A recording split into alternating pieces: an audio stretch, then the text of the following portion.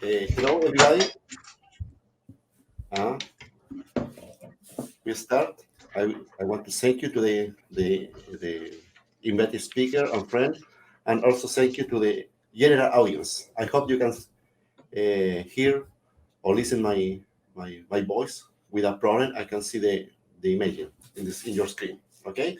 Well, dear colleagues and friends and general audience, thank you for attending to this meeting where we share and discuss the investigation focusing how microorganisms are involved in nutrient cycle in aquatic environments, particularly bacterial community and the focusing phosphorus in this time.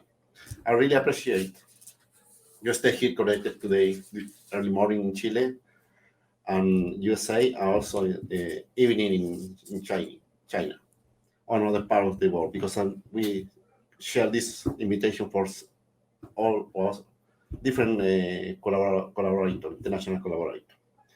Okay, this meeting is under financial support of our international cooperation project entitled Research Network for Understanding the Role of the Bacterial Community on Organic Phosphorus Recycling in Anthropogenic-Impacted Aquatic Ecosystem. This project is focused. We try to create a network, international network, with working together in organic phosphorus in aquatic river or lake, very relevant in this area.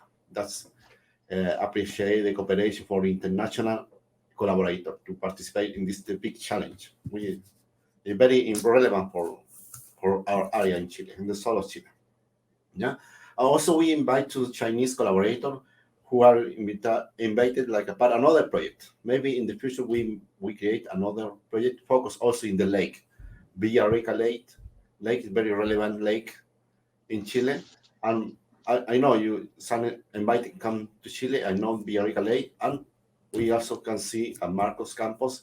He working in another lake in Chile, also relevant. We focus in not only lake, also river, all different aquatic system in the south of Chile. Very relevant, not only for the people or tourists, also for ecological service system. That's very relevant for us. We just start to investigate that kind of topic here in our laboratory. Okay, this project is financed by Chilean Agency of Science and Technology, ANIT, and in this sense, also in the sense as a part of the Applied Microbial Ecology Laboratory, we expect continue making online meeting in the future, including presentation and international speaker for other projects we have in our other area, like a marine microbiology, like a red tide problem, plant micro interaction, like a plant bureau promoting bacteria, and recently we opened the area of air microbiology that we had different students and project in cooperation with international collaborator on bacteria in the air. Okay, please give me. I'll talk a little bit in Spanish for general audience, and they continue speaking in English. Okay. Bueno, muchas gracias a los que asisten a esta transmisión. Ya es la primera vez que transmitimos esta modalidad del laboratorio, esta nueva modalidad que tenemos que hacer. Y gracias por su atención y esperamos que puedan disfrutar estas presentaciones. Siéntanse libres de preguntar a través de las plataformas. Nosotros estaremos atentos a sus preguntas hacia nuestros invitados, ya en el área actualmente sobre microbiología en ríos y lagos de acá de la zona sur de Chile, ya. Y esperamos como laboratorio continuar haciendo estas diferentes actividades, diferentes proyectos de nuestra área. Tenemos proyectos tanto en área terrestre como acuática, marina y últimamente en aerobiología, ya, en microorganismos en el aire. Así que esperamos que sea de su interés en futuras presentaciones que nosotros estaremos invitando. Okay, I continue in English. Sorry. I would like to thank to our invited speaker. We had in the case Andy Deb, we had a long time cooperation. Thank you, appreciate for your assistance to this meeting. And we start to Shaling collaborator. We just start about 1 year ago a new project. That's I sure we had very productive. We find very interesting data. Okay, we can start the meeting. So first, I introduce to Dr. Marco Campo, who helped me in the coordination of this meeting. Please, Marco, go ahead. Thanks very much, Milko. Good morning to everyone. Buenos días a todos. I hope to be okay in your homes, safe with your family, with your colleagues. I present the first speakers or international invited. That is Andrew Ogram, Dr. Andrew Ogram. Good morning. He's from the University of Florida, United States. He will present the theme entitled Cycling on the Gradient, the Microbial Ecology of the Florida Everglades. Interesting speaker. Dear Andrew, you have 25 minutes for your presentation, 5 minutes for questions. You can start when you want. Okay, I'm going to try and share my screen now. Let me know if it's working. Huh. Okay. Can you see my slides, Marco? I'm not. I don't know what you can see.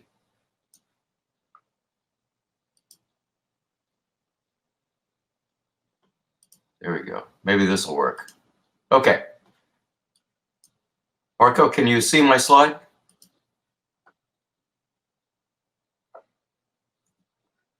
Ja oder nein?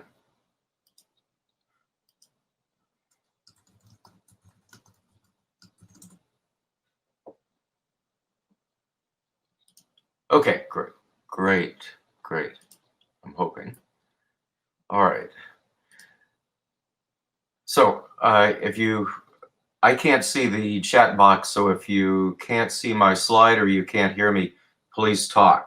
I'll try and speak slowly. It's good to see so many old friends. It's good to see Milko and Marco, and good to see Xiaorong and Deb. More recently, I've seen Deb, I think. So what I'm going to do is talk to you a little bit about not phosphorus per se, but the ecological impacts of phosphorus enrichment in some work that we've been doing over the past 20 years in the Florida Everglades. So I'll give you a brief introduction to the system and then talk about some of the coupled cycles in the Everglades. And those include methanogens and sulfate-reducing bacteria that both compete and cooperate, and methanogenic nitrogen fixation, which is something that we're getting to be very interested in now. So this is the system that we work in. This is the southern part of my home state, Florida. And the greater Everglades ecosystem stretches from really around Orlando in the central part of the state, down the Kissimmee River, which empties into Lake Okeechobee. And this area that the Kissimmee River drains is includes both residential and urban drainage, as well as quite a bit of agricultural drainage into the lake. And the lake is quite polluted through nutrient enrichment, a lot of phosphorus and nitrogen that are going in there. Below the Lake Okeechobee is really the part that we're interested in. This is the greater Everglades area. The Everglades at one time was a very large marsh. Over the course of the past 100 years, it's been significant. Andrew. Yeah. Just a second. We are not seeing your slides. Now we are seeing your slides, but you have to put that as a presentation. It was a presentation. The bottom, I don't know. That's his presentation, Marco. So I don't. Maybe you are sharing your the other screen. You know, I don't know. I can see. I don't know. I mean, okay, but we can see the main slides. So okay, you can continue. Sorry. Okay. All right. You know, maybe this is so. Let's see. All right. So Milko, I'm sorry, this is going to take time. You can see the slide. I'm going to change it from the map of Florida to photographs. Can you see that? Are you seeing the change in slides? Andrew, I think at the bottom of the screen, you have to please click in the bottom presentation. Here. You know, it is. I just took it off of the presentation, and so now it's not presentation. Now it is presentation. Okay, but we cannot see the presentation mode. Okay, well, I don't know what the problem is. We continue see you the PowerPoint software, no full screen. But Yeah, anyway, you want to try. We continue in this. We can see the slide too. But okay. Can you see me changing the slides now? Yes. Now, please go ahead. Okay. All right. This is not presentation mode from my screen, but I'll just continue like this then, if you can see it. And so I'm assuming it's very small. I don't know for you all. So that's going to make some of this difficult to see. Anyway, I'm sorry to waste time on this. I'll try and go through this fairly quickly. The primary area that we're interested in is this area just below the Lake Okeechobee. It was drained up about 100 years ago for muck farms. So sugarcane is the primary crop in this area. It's the Everglades is historically a very, very low phosphorus environment because it's underlain by calcium carbonate from coral reefs, and so that calcium will suck up the any phosphates that's there and results in an extremely phosphorus limited system. And so in order to grow cane, they put on phosphorus fertilizer, as well as attempt to drop the pH a little bit. Elemental sulfur is also applied, and that elemental sulfur is converted by sulfate or sulfur oxidizing bacteria to sulfate. And so there's kind of a shallow sulfate gradient that goes in as well. This is what it looks like. As you can see, it's very, very flat. It's drained continually by canals, and because of runoff, then you get phosphorus and a little bit of sulfate and nitrogen going into those canals. And then historically, those canals would empty into the northern part of the marsh. And that's been controlled quite a bit recently, but there's historically a high amount of phosphorus that's just below that agricultural area. And it's continually redistributing as the water moves south. The phosphate is also moving south slowly, but we have a gradient in phosphorus concentrations. And so what I'll be talking about primarily today is this area right next to the agricultural area that's a marsh. And the phosphorus rich area, it's been converted to cattail, and the low phosphorus or original marsh, it's low phosphorus, and sawgrass is the dominant vegetation. So you can see by these dark colors the relative concentrations of the phosphorus as we move into the marsh. So we have three basic sites. One is impacted areas that's clearly been impacted by phosphorus. Another that's close to the front of the phosphate moving into the marsh. So this is a transition area. And then a little bit further south is the quote unimpacted area. So what we find is that predictably with increased phosphorus concentrations, you have substantially increased phosphorus or primary productivity. So not only a shift in the dominant vegetation, but also a lot more primary productivity. And that results in increased microbial activity and biomass, and a shift from a phosphorus limitation in that area to a nitrogen limitation for primary productivity and many bacterial or microbial processes. We also see an increase, as you would expect, an increase in peat. in soil development. So there's a lot more carbon coming into the system because of the phosphorus, and so you get a greater rate and a greater depth of peat accumulation. Okay. So one of the things that we're interested in is what that does to the processing of carbon in the along this gradient. You know, as we go from a nitrogen limited system to the more traditionally phosphorus limited system. And so some of the data that I'm going to show you are quite old. This is from the early 2000s. We had ran a geochip, if you recall what that is. Geochip was a microarray that was developed to investigate the response of microbial communities to bioremediation. And so it's an array that has around 27,000 genes, but most of those genes are for aromatic catabolism, aliphatic catabolism, energy generation, things like that. And so it's really kind of a good application when you're looking at biodegradation of peat, of organic carbon.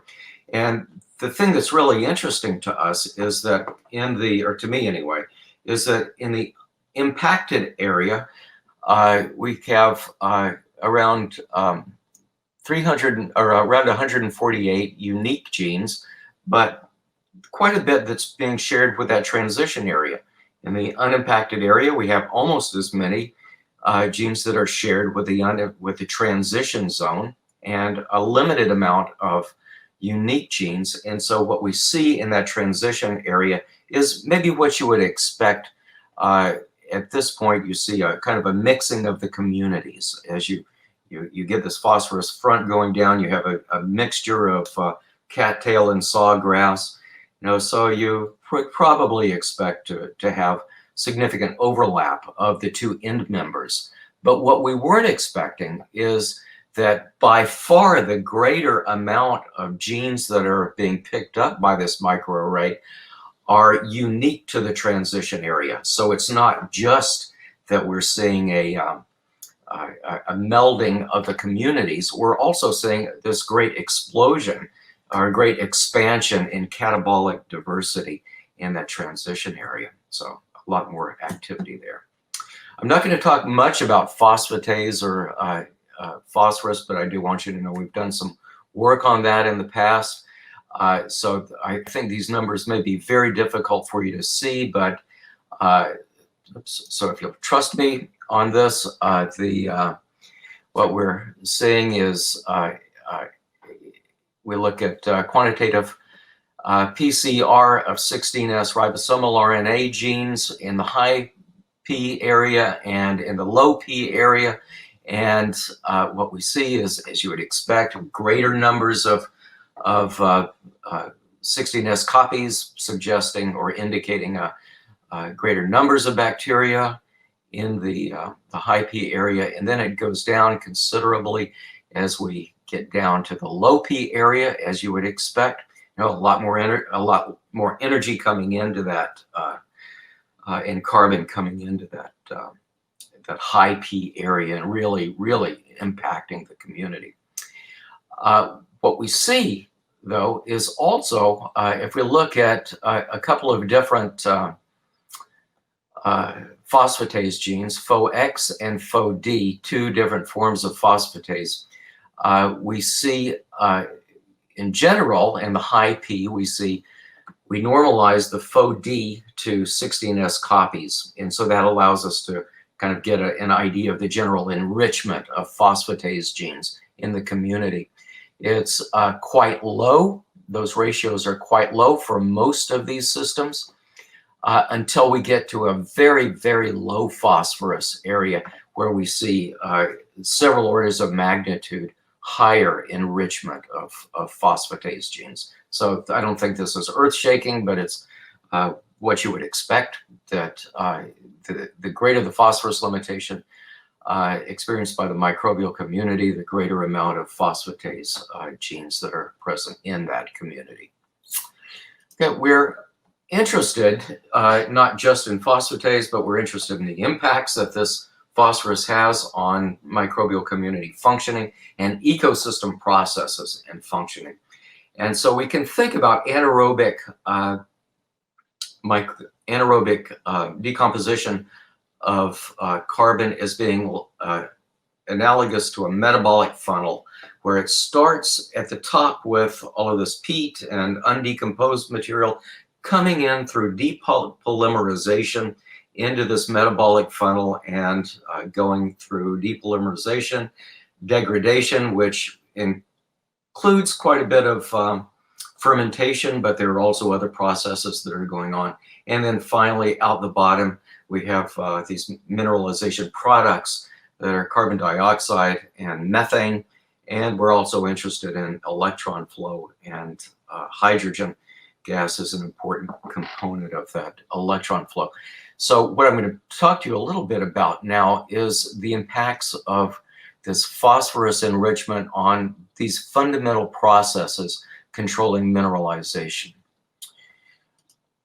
Okay, this is area 2. At the top, this green part is the phosphorus enriched. Then as we go down into the marsh, it becomes more phosphorus limited.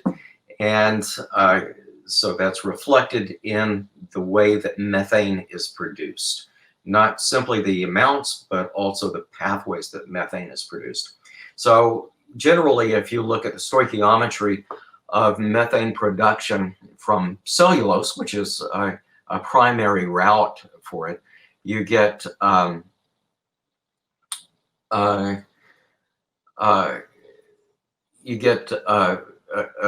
around 67% coming from acetate and 33% coming from hydrogen, reducing carbon dioxide. So there are 2 basic flavors of methanogens: those that use acetate to make methane, and those that use hydrogen and CO2 to make methane. They're physiologically and phylogenetically different.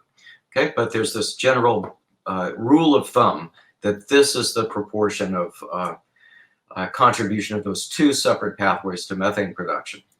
And it generally holds. It doesn't hold for northern peatlands. It doesn't hold for some other special cases. What we've found, there are 2 broad groups of sulfate-reducing bacteria. So if you recall, we also have a very shallow gradient in sulfate, because sulfate was generated in these agricultural areas, and it washes off just like the phosphate comes into the system.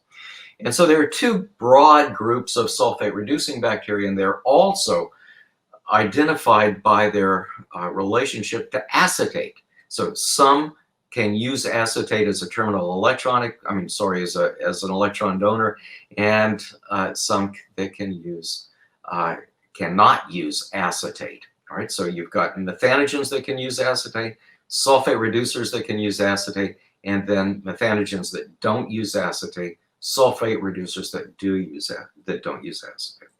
And so that sets up an interesting competition between these groups for acetate in the phosphorus enriched area. So this is redundancy analysis, and what we see in this is the number of hydrogenotrophs or hydrogenotrophic methanogens, those guys that do not use acetate, are strongly correlated with general sulfate-reducing bacteria, but they are also opposite to the acetotrophs, or the guys that use acetate. So we thought that was kind of interesting. So methanomicrobiales are the hydrogenotrophs, and then methanosata are the acetotrophs.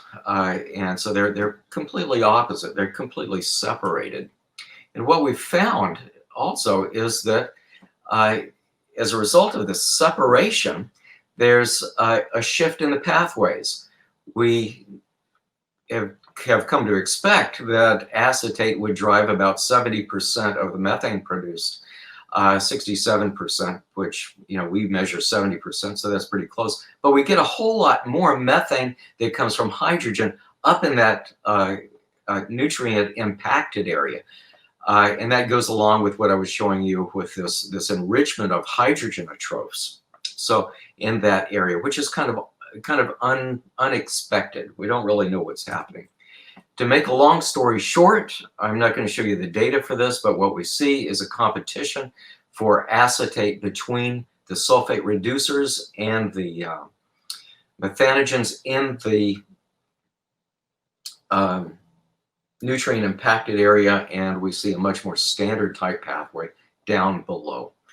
All right, so there's this competition that's set up, and the sulfate reducers are able to outcompete the methanogens for the acetate, and that has potentially some significant impacts, not just for the way that methane is produced and the rate at which methane is produced and the potential for response to warming, with climate change, but also some other downstream processes. So one thing is methanogenic nitrogen fixation. Another thing is mercury methylation, and I don't have time to talk about that much, but trying to not to run over. I've got about 4 more minutes left, I think. So what we found is that virtually all of the hydrogenotrophic methanogens in the Everglades have the ability to fix nitrogen and probably are fixing nitrogen actively in all of these environments that we're looking at. So the importance, the ecological importance of this is that down in the peat,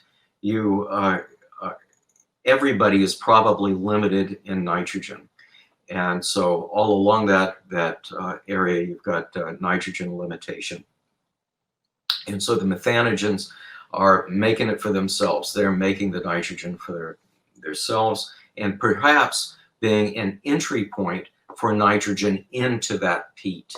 So this is a busy graph. I don't have time to show you everything right now, but what I'd like you to focus on is this bar graph right in the upper right-hand corner here that shows the distribution of messenger RNA from nitrogen fixation based on different groups. The blue are bacteria, and the coral colors here are the methanogens.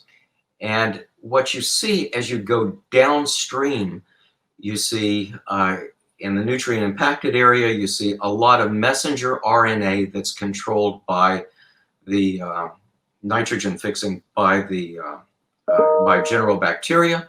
And then as we get into this further area that's not phosphorus limited, or sorry, that is phosphorus limited, but also has a lot lower carbon input, a lot lower energy input, we see a great contribution to nitrogen fixation by methanogens. And so at least in this area, in the low phosphorus situation, we think that we see a real importance of methanogens in bringing in nitrogen into that peat, which is important for decomposition of the peat, maybe important for decomposition of the peat. So the enrichment, the phosphorus enrichment has the effect of changing the way that nitrogen enters the system, and also nitrogen limitations. All right, so in summary, see how much time I've got? I've got 1 minute. The nutrient impacted peat versus the low nutrient impacted peat, we see primary productivity is shifted toward a nitrogen limitation. We see expanded catabolic diversity in that area. In a transition zone, we see a greatly expanded catabolic diversity, and the microorganisms are really attacking that stuff. And then there's this potential shift in the way that methane is produced, or there is a shift in the way that methane is produced, and also in the way that nitrogen is fixed in that peat. So that brings me to 8:30, and so I think I have 5 minutes for questioning. So be happy to try and answer any of the questions that you have. Now, I hope I didn't speak too quickly for you.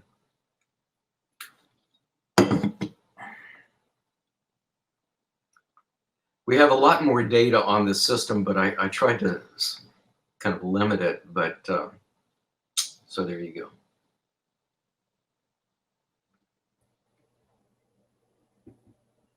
Hello. Thank you, Andrew. Marco, are you there?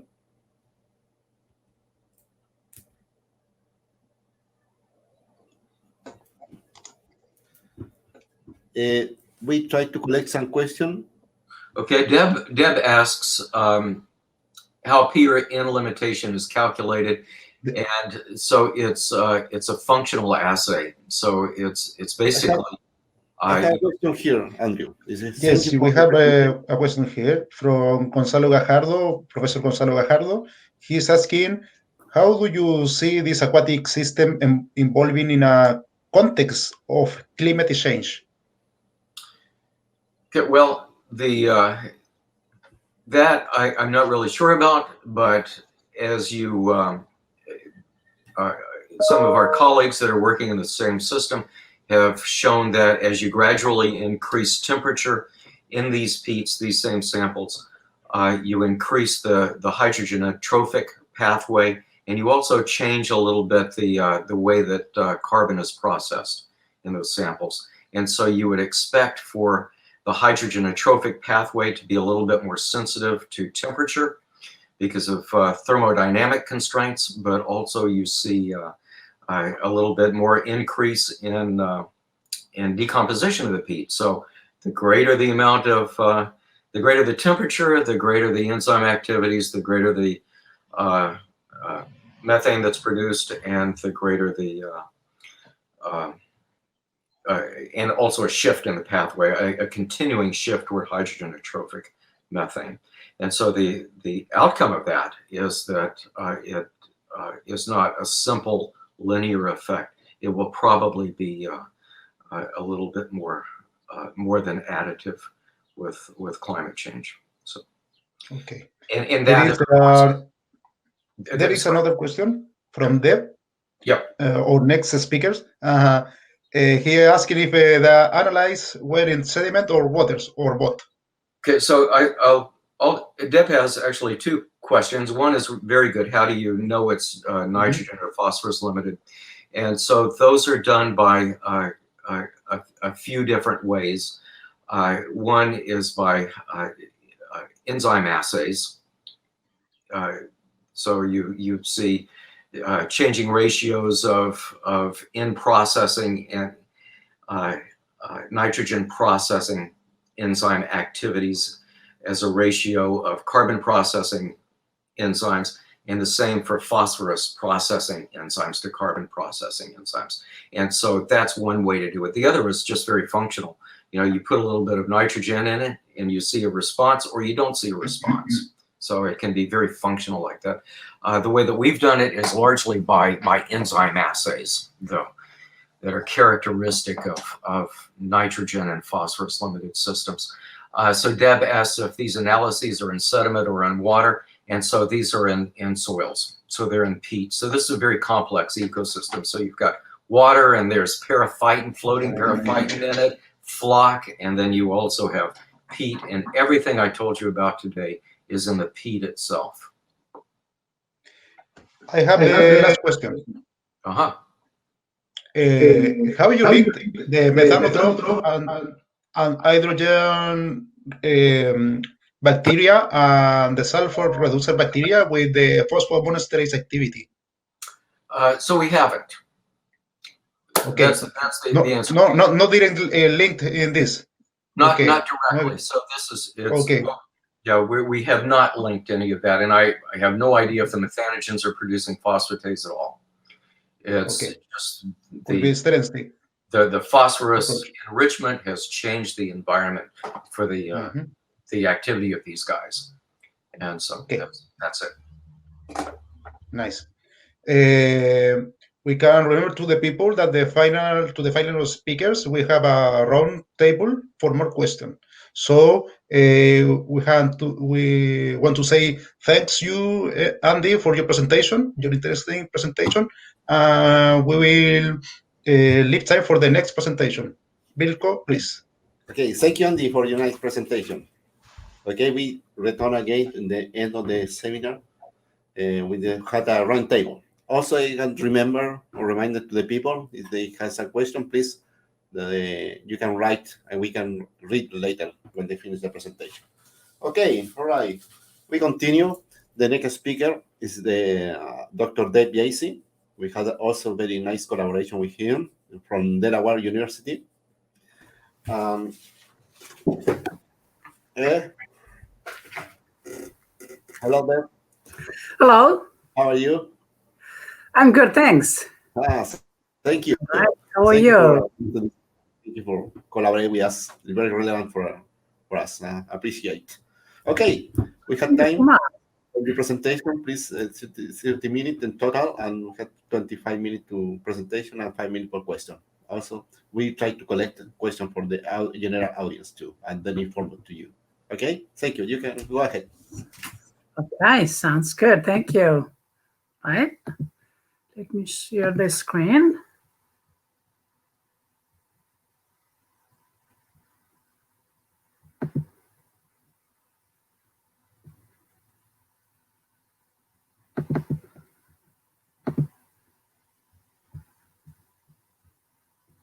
Okay. Does it show in the presentation mode?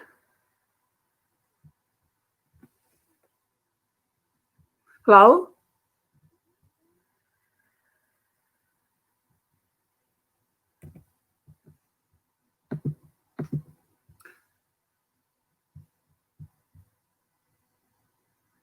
Okay.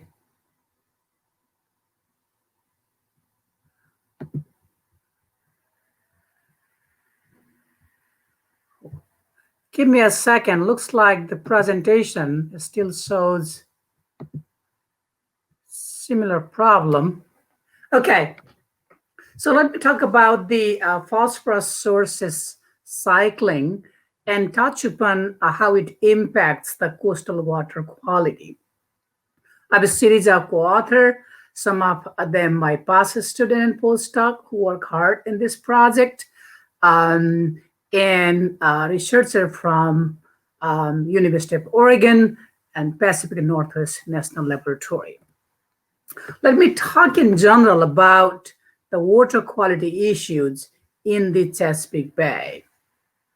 The Chesapeake Bay is the largest and most productive estuary in the US. It carries about $1 trillion economy with about annual benefit of $30 to $60 billion.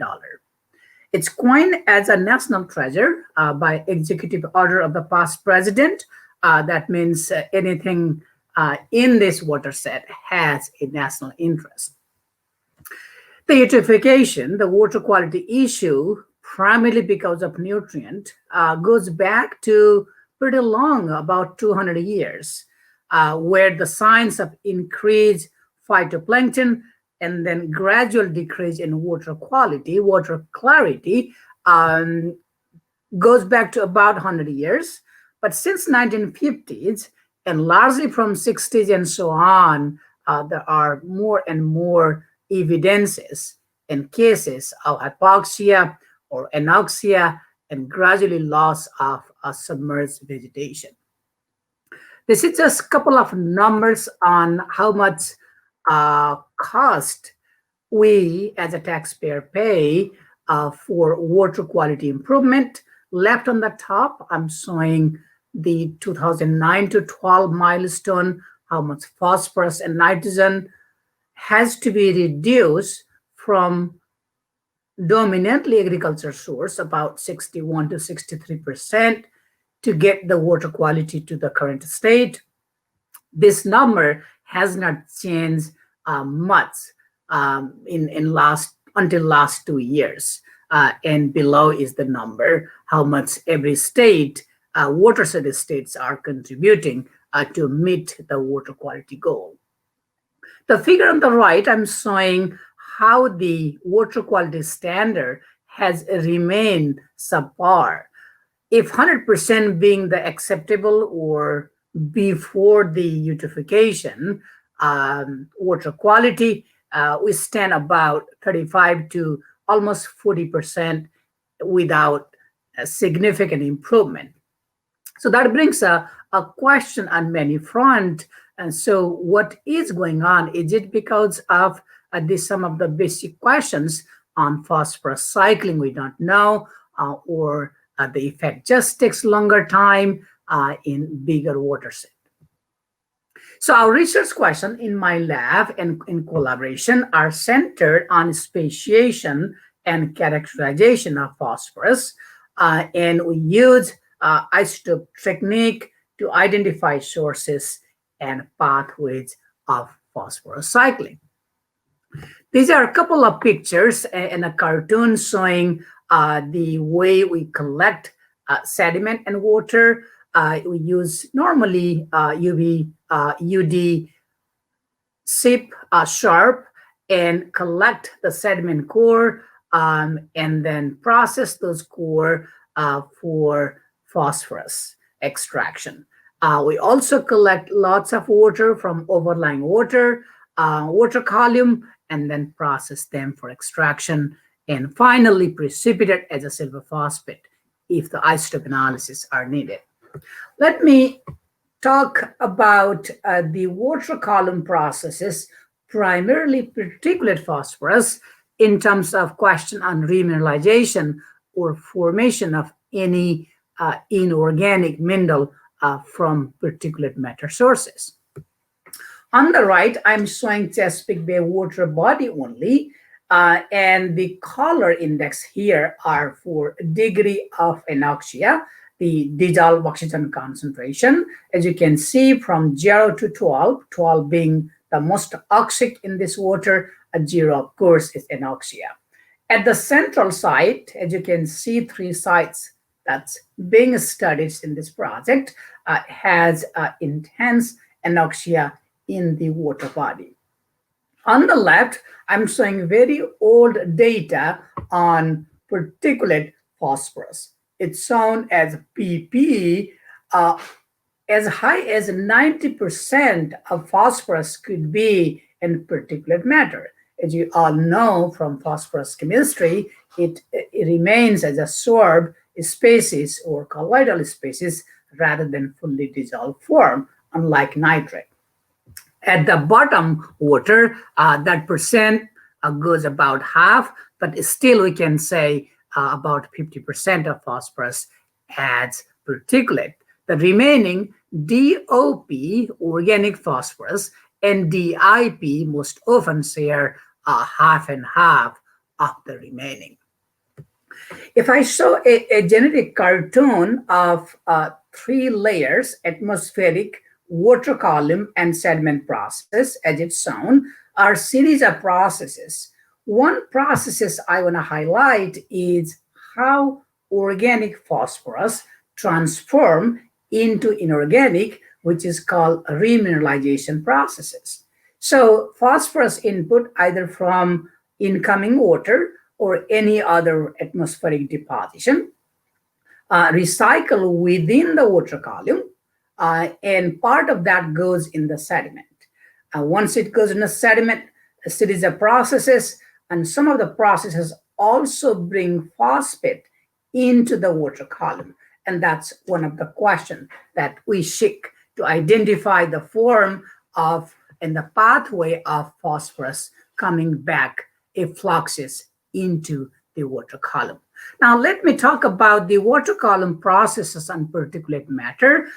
Here I'm showing 3 sites, top 1.1, middle 3.3, and the lower one 5.2. Just the number says 1 being top and the 5 being the low. And here 3 figures shows the water column depth, which varies from about 5 meters to all the way 32, 33 meters. And as you can see, dissolved oxygen concentration in summer month, especially July, in about 15 to 20 meters, the DO goes back to almost zero. And you have a opposite relationship with the phosphate. Once the DO goes down, you have a increased phosphorus. This is a common process that there's a opposite relationship with the phosphate and DO. Some of the animation showing how phosphate changes over time. For example, March, you have almost flat line. May, the phosphate decreases towards the bottom water, and by July, it just increased significantly.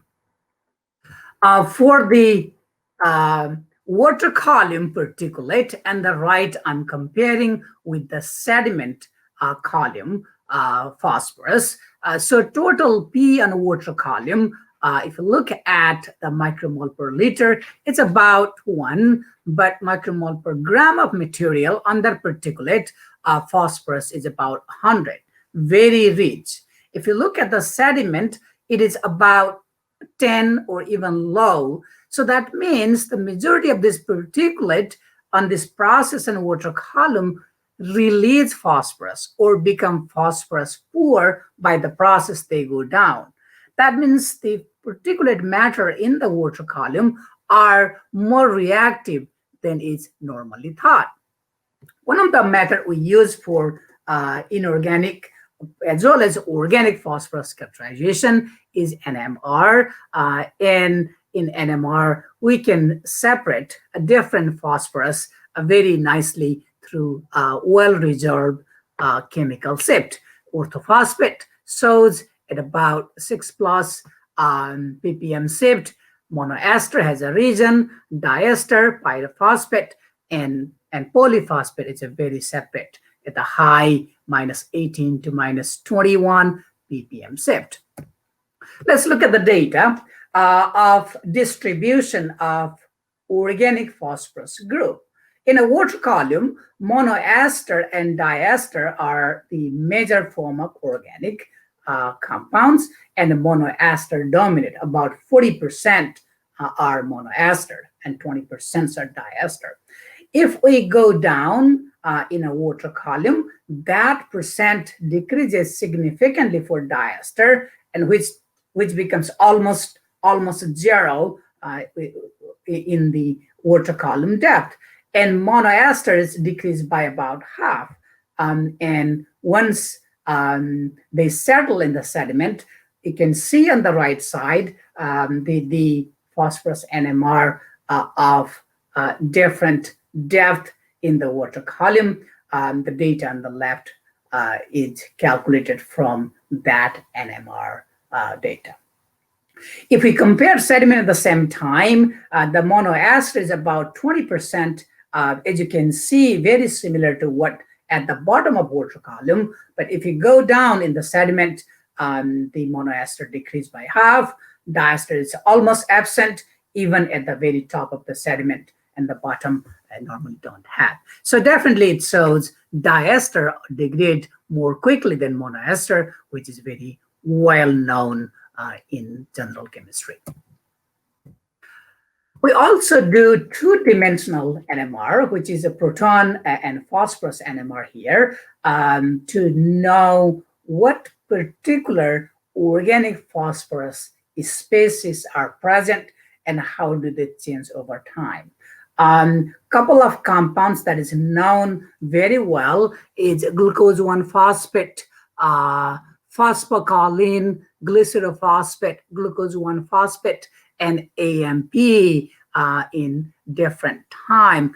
I'm not going to go detail about how the dynamics of this different organic phosphorus vary, but we see some consistent trend, and that trend can be related perhaps to identify the microbial processes of chewing or preferring particular type of organic phosphorus.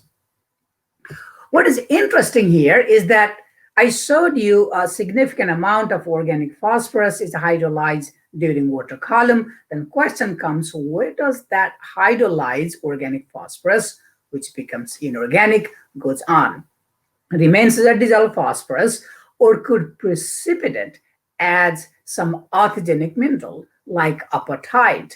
Here I'm showing the microprobe image that shows elemental concentration in a small particle.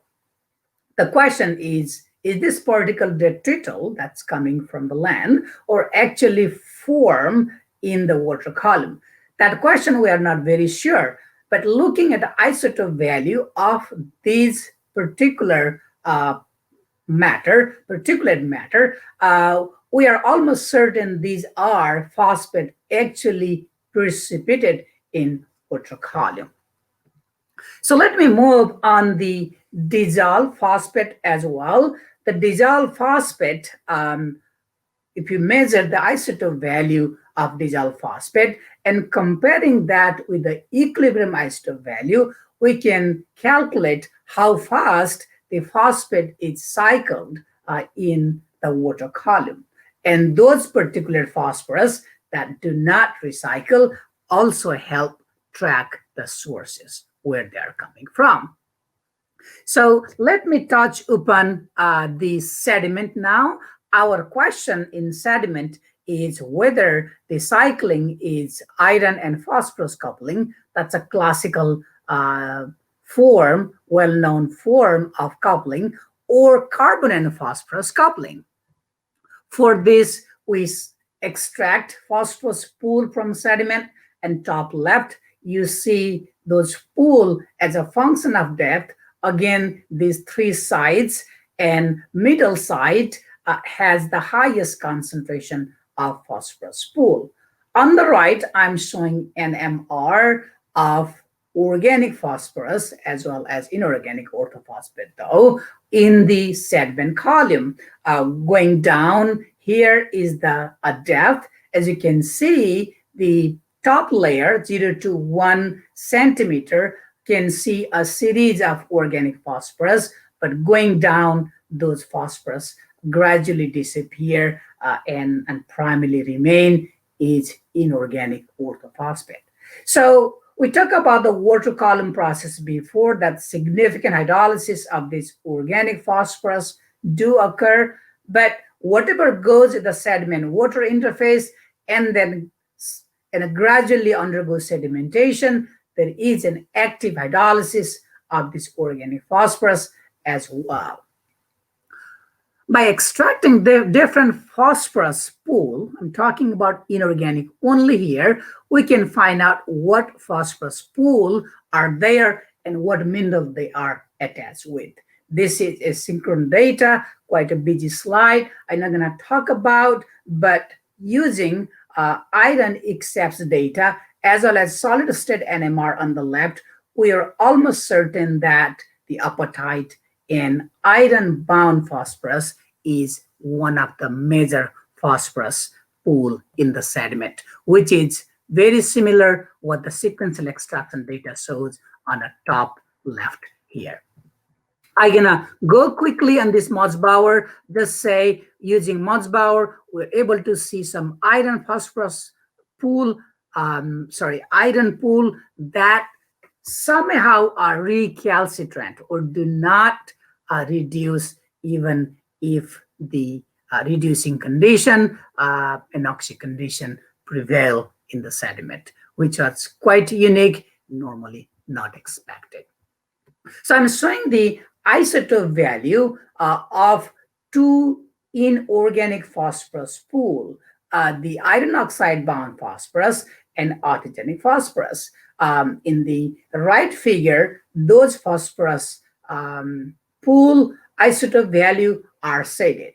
The iron oxide bound pool are called occluded or co-precipitated phosphorus pool or iron oxide, and they might also form in the water column and sediment, but they could come from the land and remain as untouched pool. Untouched means not microbially cycle in my context. The left one is the orthogenic phosphorus pool. This is phosphorus precipitated as an apatite in the sediment.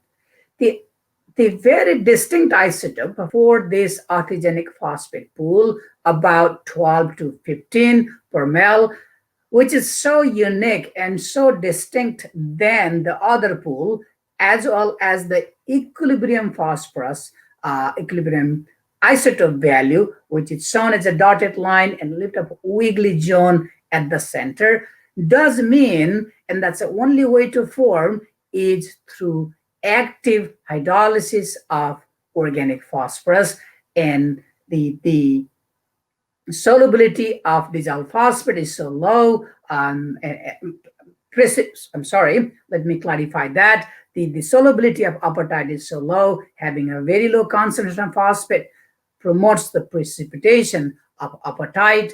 So apatite is formed from the phosphorus derived through hydrolysis of organic phosphorus.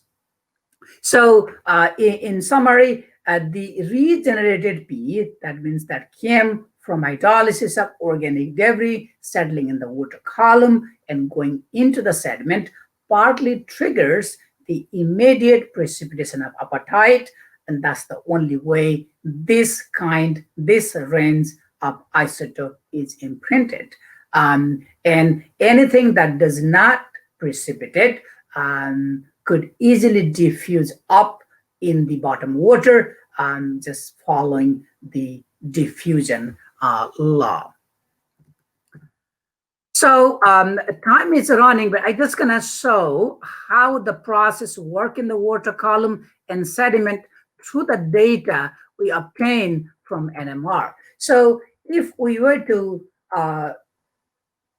differentiate different phosphorus, inorganic, organic, inorganic, different composition in the water column and in the sediment, we can see majority of these organic are hydrolyzed to significant extent, except monoester, which goes about half of what it is, and that process releases inorganic P in the water column as well as in the sediment column. So let me summarize these findings. Particulate phosphorus constitute a CGable fraction, a good fraction of P in the water column, and they are biologically more reactive than commonly thought during transport and the settling process. Organic phosphorus remineralization is the dominant pathway of phosphorus cycling in Chesapeake Bay, both in water column and the sediment. So that means the carbon and phosphorus coupling is more strong, which perhaps is more of a new paradigm in coastal phosphorus cycling or environment where carbon is rich, a more eutrophic environment. So just keep in mind the iron phosphorus coupling are primarily seen in more of a marine sediment very strongly. The situation in phosphorus-rich environment could be different, so is the coastal water. Those remineralized phosphorus in the sediment as well as in the water column could feed the processes, microbial processes in that zone, and continue to feed the organism for eutrophication in primarily late stage. So the question in terms of water quality is this: how those processes could be accounted, incorporated into water quality model so that management could be effective to achieve the goal. With that being said, I'd like to acknowledge my funding, and majority of work is done by the two people, graduate students, Sunanda JC and Jing Lee postdoc, right top and bottom in this slide. And I thank you everyone listening my slide. And that's the end. Thank you.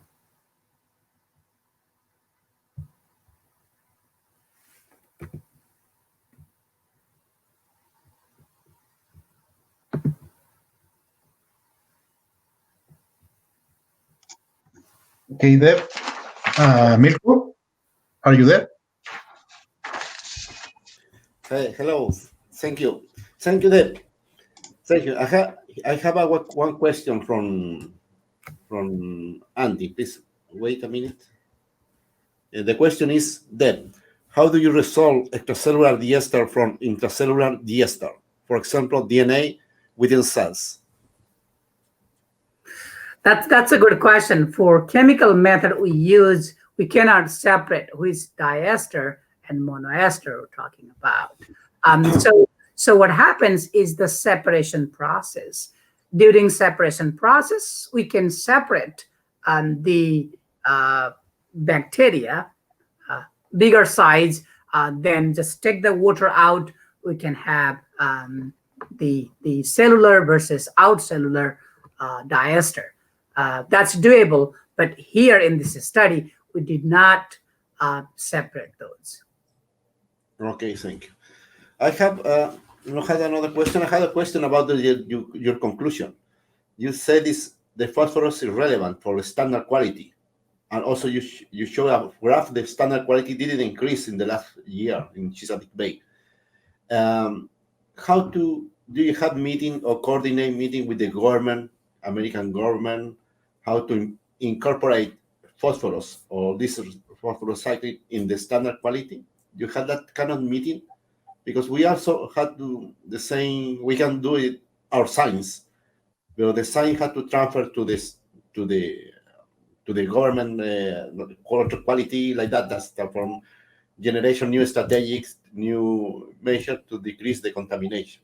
Okay, for general public, for the people. In the case USA, can you explain how to use science connect with the government or standard quality commission of the water in Chesapeake Bay, please? That's an excellent question, because end of the day, our work like to be considered for water quality management program. Chesapeake Bay program is a very well-known and established program. It has a series of federal government body as well as a science. Partly, yes. So we are at least talking with them, and some of the senators, U.S. Senate members, reach us sometime and bring our data to that forum. I participated few of those meetings as well. So in short, yes, that could be strengthened, but there is a connection, and the Chesapeake Bay program is aware, knows this about how phosphorus is being refueled from the remineralization process. Okay, thank you very much. I appreciate. Okay, we please keep here connected. We continue in the end of after the whole presentation. We pass to the next speaker. Please, Marco, go ahead. So our next speakers is Miss Yanan Wang from Beijing National University from China. Welcome, Miss, to our webinar. She is presenting the explanation that is titled "Assessing the Safe Operational Space of Aquatic Microphyte Biomass to Control the Terrestrialization of Grass-type Shallow Lake in China."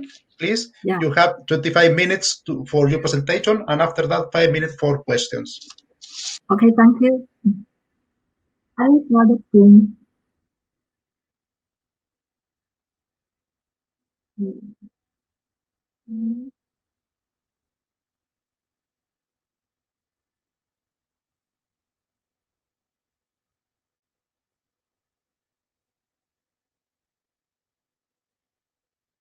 This is my slide here.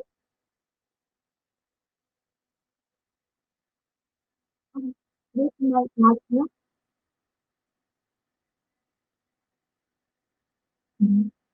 Yes.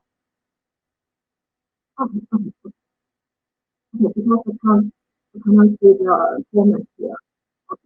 Thank you for giving me the opportunity to attend this webinar. Please allow me to introduce myself first. I'm Yanan Wang, a PhD student in Professor Biology in Beijing University. Today, I would like to present some work we have done before in the Baiyangdian Lake. is about assessing the safe operating space of aquatic microphyte biomass to control the terrestrialization of a grass-type shallow lake in China. It will cover the following aspects: background, materials and methods, main resources, and conclusions. Lake is an important wetland ecosystem, and for China, it is 83,321 square kilometers and accounts for 19% of the total wetlands in 2015. And it provides a range of ecosystem services, such as supplying water resources, controlling floods, regulating the regional climate, and maintaining the regional ecological balance. Well, in recent 20 years, 72% of lakes faced different stages of lake shrinking or disappearance, and has become the main problem for the shallow lakes. Therefore, more attention should be paid attention to it. However, for now, there are few studies about it. Well, what is terrestrialization? It is the succession process from lake to a terrestrial ecosystem due to the accumulation of sediments and detritus deposition in the lake bottom. And there are three driving processes for it: the physical processes, the chemical processes, and the biological processes. And we know that physical process is the basic driving for it, especially for the hydrologic process. It is the basic for the wetland formation, development, and evolution. And the sand deposition leads to lower water depths, providing a precipration for aquatic plant spread.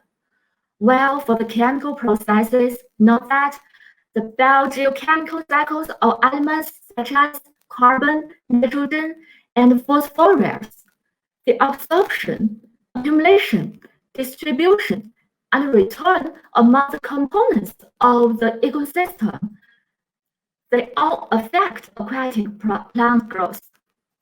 Well, for the biological process, we know that the microphytes grow and die, and the lakes are gradually filled with sediments and plant detritus.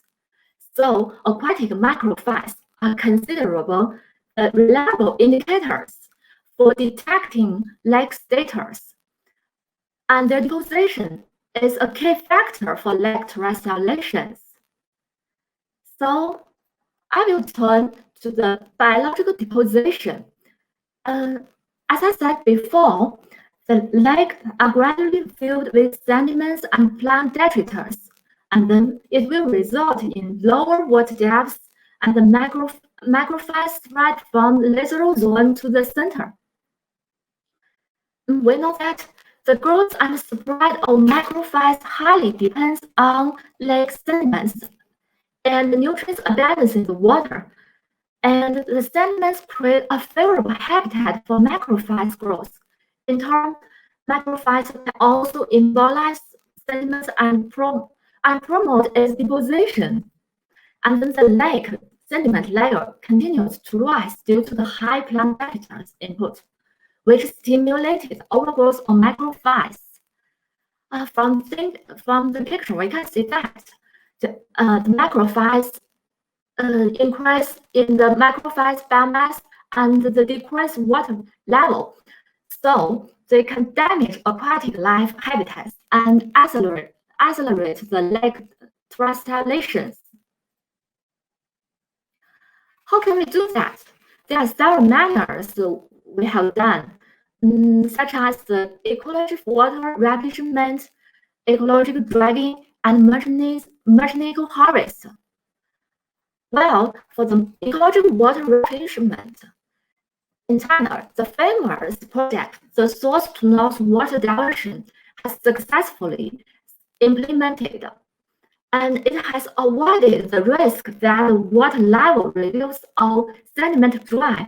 However, it also creates an inflow processes and influences the abundance. Well, ecological planning and maintenance harvest. We always use this method to reduce accumulation of organic matter, and this method can effectively reduce accumulation as well as prevent nutrient loading. Now, there is the uncertainty of the local knowledge in the method, and the spatial distribution that happens on the macro side what is matter. Now, I will introduce mapping how to apply the macro side to unmapped control. It has included the formation, cost-effective, and environmental design approach, and they have used the sensing project. From the picture, you can see that before control it is in the heavily terrestrialization stage, and after control, everything goes better. The biomass has decreased, the water level increased, and the water quality has been better than before. Because we define the safe operating space as a reasonable threshold range for each plant biomass. And these methods can optimize the spatial distribution patterns of the macrophytes with the proper timing, scale, and cutting amount. And I will show the method in details. We use the method in the binding lake. This study area is also the population program. And this lake is 115 kilometers away from Beijing, our capital. And this lake is a key part of the Xiong'an New Area. It's a national level economic development zone in China, and it is of great strategic significance for China. This lake is the largest grass-type shallow lake in the North China Plain, and it enjoys the reputation the kidney of North China and the pill of the North China. While this lake is with high nutrients, high microphyte density, and lower water depth. What causes it?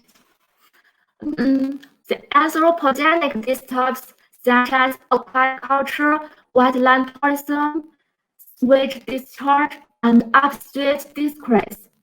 This all greatly undermine the self-management capacity of this lake and resulting in the spread of lake macrophytes. And for during the past 33 years, we can see from the figure that the water surface had decreased 26%, and the swamp had decreased 19%. All this has severely aggressive terrestrialization.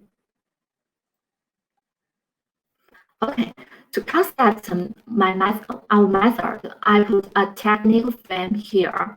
And the step one is for the community investigation. We use the field investigation to find the domain plans and the communication patterns here. And we got the data here, and we use all the data to determine the safe operating space of the macrophytes biomass. Okay, for step one, the community investigation, we choose 6 sampling sites. According to previous studies, the white table coverage and water quality indicators were applied to define the stage of the terrestrializations. So the Captain, Duancun, Zaolingzhuang were at the lightly terrestrialization stage, and Quantou and Wangjiazhai were at moderately. Only Captain were at heavily. And thus, the donating macrophytes here, including 3 emergent plants and 2 submerged plants here. And for the natural community, we found the 2 signal community, the first Merit Australia and the Fatal Mosqueli Pactinatus. And to be simplified, we use community 1 and 2 for further study, and the 3 mixed community here for the community 3, 4, and 5. Then we use the harvest method, field investigation, lead back method, and sentiment analysis to gather data. Here I want to emphasize the lead back method. We know that the target deposition line is to determine the deposition rate, and we combine it with deposition 2 to get a relative deposition coefficient AI for the average population, and then the sentiment analysis. As we know, the surface sentiment management cycle of plant practices. So we use the plant practices density to equal to the sentiment to the back density metric by the content of the soil organic matter. And after we got all the data, how can we determine the state of the space? For microfive format, firstly, assuming that the rate is complete fluctuation of the area, and we use the average depth of the rate and the maximum depth for less regulation. And the value we use here is 6.3 meter. And we can use the equation 4 and 5 that m average depth utilization rate. And then we can use the equation 6 to draw the total added minimum amount of microfive and P. After we go back, according to our we have got the utilization rate AI and the total dry rate utilization and P. So we can use equation 7 to get the dry rate utilization for each population. And then according we have got the MTI and the K value, or the value we can substitute to equation 1 to get the annual deposition of our microphytes. Now we can determine, we can assume that the lake will be completed terrestrialization after N1 to N2 years. And now we can determine the safe operating space for it. The biomass for is P2 to P1. Okay, I will show some results for my study. First is the plant biomass at the community level. We have calculated the biomass in May and September. From figure, we can see that the plant biomass peaked in September, and the accumulated biomass generally increased compared with that in May. And what's more, the biomass of community 1, 4, and 5 was higher than that of community 2 and 3. And these 3 communities were dominant macrophytes in aggravating the terrestrialization. Well, what's more, in the early stage of rapid plant growth in May, terrestrialization exhibit less impact on plant biomass. The community biomass was deeply influenced by terrestrialization through plant growth, especially the biomass in the community 1 and 5 in September.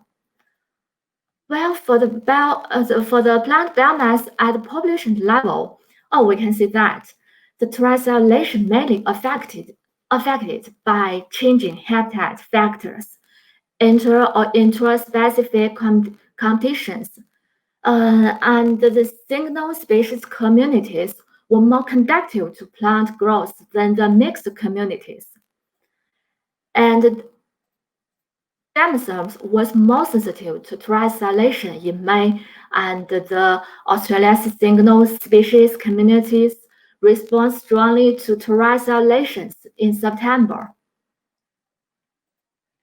And now we got the biomass with, we can substitute all the biomass into the equation we have mentioned before, And many years we said here is according to the model we have used before. So the many years for the lively calculation, we said is 115 to 118, and for the moderating, we said is 100 to 120 years, and for the family, we said is the 15 to 17 years. So there's a magic word we call the cell deposition rate here. Other side, we can use that to get the deposition rate and the relative deposition coefficient for all the population. And for the single community, the relative deposition coefficient equals 1, and for the mixed community, the population, the sum of the population of the relative deposition coefficient is 1. And here we go. We got the annual accumulation biomass for the population, and the same for it. We can get the safe operating space for the community.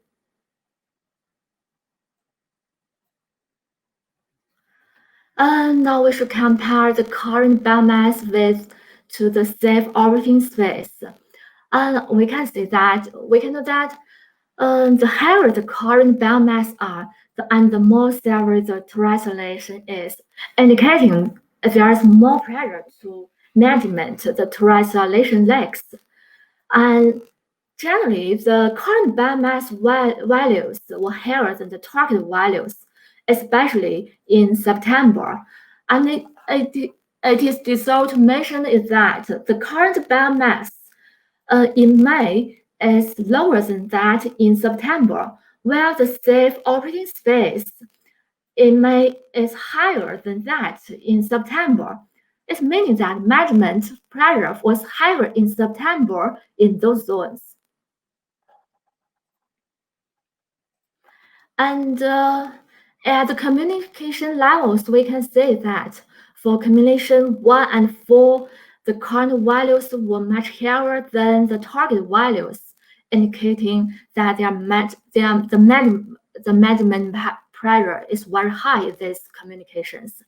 While for communication 2 and 3, the values were very similar, suggesting that management of this communication would be easier.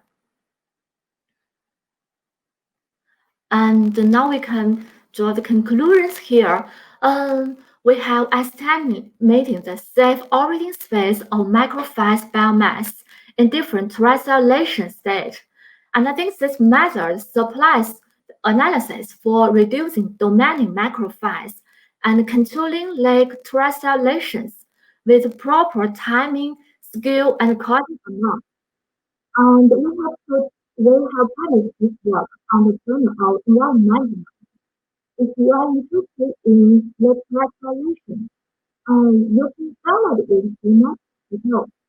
And for future work, we should consider the issues of water level, the hydrodynamics, and the water quality of the plant biomass to optimize this method.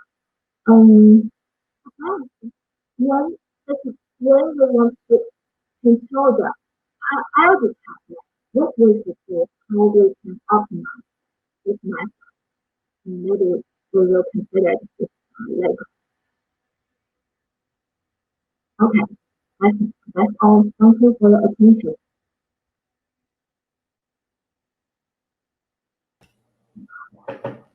Thank you. Thank you, Yanan. Please, Marco, over there. Are you there? Marco? Yes, thank you again, Janan, for your nice presentation. Very interesting, Sam. We have two questions for you. First one, if you know, if terrestrialization affect the aquatic plant microbiomes interaction, influencing, for example, the growth or tolerance of macrophytes. Do you have information about that? Yeah, that's a good question, and we will consider it later in this President, I just use the biomass to calculate the safe operating space. Okay. Maybe for next Yeah, steps. maybe further, No? yeah. Yes. This is the future. Yeah. The other one question for you is how we save operational stage quantified? What ecological parameters used to calculate different years? And if this is only for macrophyte? Yes, the safe operating space, the safe operating stage here is the threat range for not a threat. And we calculate the different managed years, use the model we have done before, and we can go the safe operating stage. And this is now we can use it in the for the macrophytes biomass only. Yeah, maybe further we will use for combine it with plant macrophytes in action. Okay, I have the last question. It's very shortly. If you how we know plants can acquire nitrates like phosphorus. Thinking in this, I think that maybe a bigger biomass of microphytes could be better to the phosphorus acquisition, but could be the opposite one. Do you know if it is better to have more microphytes or control this? Yeah, we use the demonstration project. Use the scale for it is just for 10 hectares, so it's just a small scale. And maybe further, we will use on a large scale for it. Okay, thanks very much. Okay, thank you. We don't have Okay, other questions. thank you. We move to the last presentation. This presentation I had to introduce to Marco Campo. Marco worked had a career in environmental microbiology, and we start to this topic about aquatic microbiology in our laboratory. But Marco now he will present the data about the last sampling. Marco is working in the river and lake. You know, it's this area where we live in Chile, in the south of Chile, has a lot of lake and river. That's very relevant for the people, for the economy, for the culture, for the tourists. That's now we are going to introduce the study about the bacteria involving phosphorus and other nutrients. Marco had more data about that, but now it's focused in phosphorus. They share with us the presentation with the data collected from this area in Chile. Please, Marco, go ahead. Okay. I'm sharing the slides. Can you see this? Okay. Are you also hearing me? Yes. Okay. So I'll start my presentation. Sorry. Okay. I'm glad to be here in this first microbiology and webinar from our laboratory, and I'm very glad to share with all of these inviters and share my part of my postdoctoral investigation. This work is entitled as an approach to the spatial temporal distribution of phosphorus content, phosphomonosterase activity, and bacterial community in sediments of two rivers from southern Chile. As we know, and we are speaking about, phosphorus acts as a limiting nutrient for microbial growth in aquatic ecosystem, like rivers. But there, large supplies of this nutrient can lead to the blooms of a faster growing microorganisms, such as phytoplankton, leading a concerning process called eutrophication. This status can remain by large periods of times because phosphorus is able to change between inorganic phosphorus forms, Pa, and organic phosphorus forms, Po.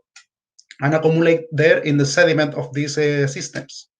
From this, PO accounts close to the 25 to 75% of the total phosphorus in sediments, being molecules such as phosphodiester and phosphomonoester, the main forms that we can find there in sediments. In sediments, PO is complex with the unstabilized with metal ions and organic matter, but the spatio-temporal fluctuation, the physicochemical properties can transform on this organic form into PA forms more available for microbial use and lead again to the eutrophication process. There in sediments, bacteria can participate directly by the release of some phosphomonosterase enzymes, PASE. Okay, from here I call this like PASE. There are two isoforms, the alkaline phosphomonosterase and the acidic phosphomonosterase seems to be key process in this phosphorus recycling. These enzymes are well spread in the bacterial community and has been interestingly associated with eutrophication. So in recent years, we have having a lot of investigation in this area. For ALP, two encoding genes, the 4D and 4X genes, as well as for ACP, the 4C gene, has been well correlated with the PASE activity, but poorly understood for their ecological roles in these systems. For these reasons, studies focus on reveal the effect of phosphorus in the microbial community and PASE activity using advanced tools such as the whole-truth sequencing analysis are required. Here, we have two rivers, two important rivers. These are Imperial River and Tolten River, and two water bodies supporting the economic activities of our region, the Araucanía region in southern Chile. Their catchment has been historically under intensive use of anthropogenic pressures, which have increased the phosphorus input into their water bodies. However, contrary to the common belief, this P enrichment has not been associated with documented eutrophic episode in the last years yet.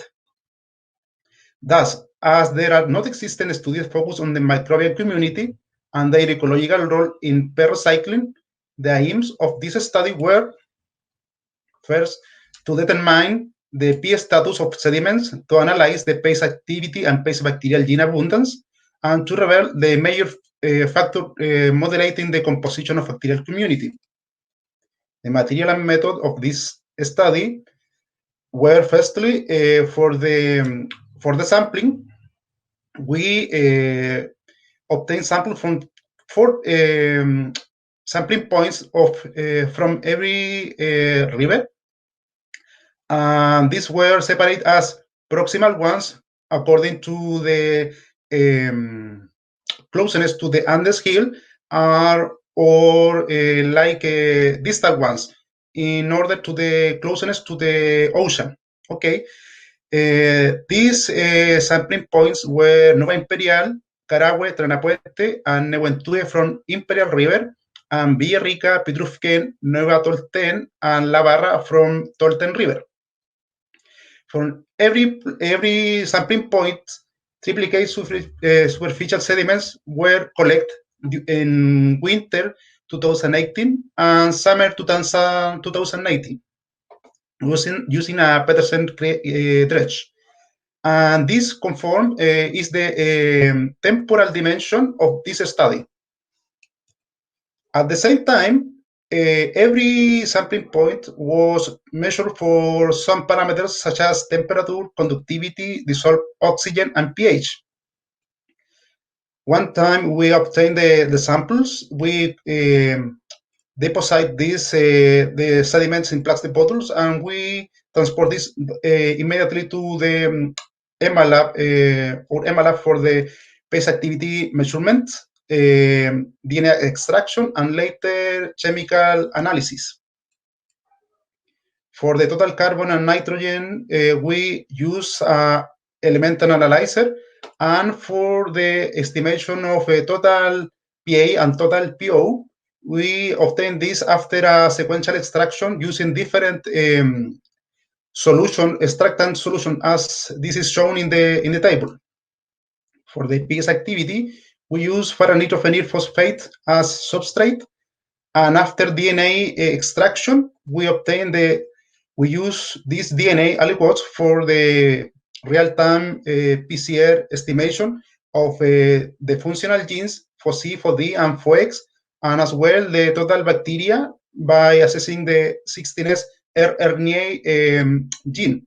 And we use this to relativize the functional genes.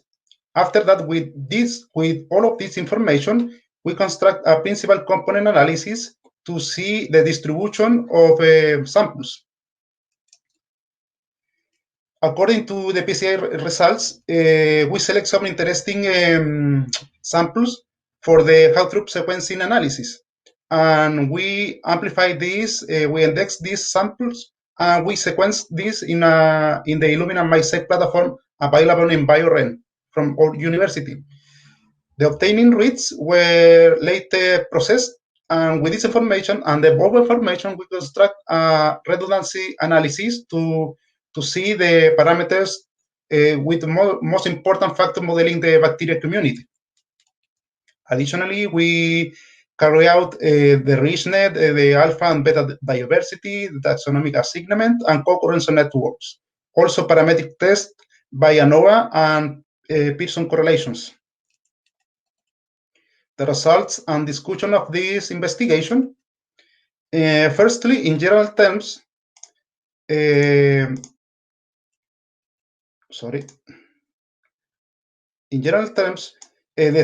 spatial temporal difference among physicochemical properties and phosphorus content were statistically different in all of these parameters. The most remarkable difference were between PA and PO, being PO sometimes threefold higher than PA in several samples.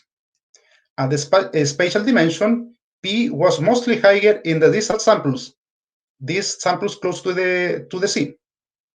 And this could be related maybe about the finer texture of this sediment, due that this texture is more, these sediments are easier to fix more nutrient like phosphorus.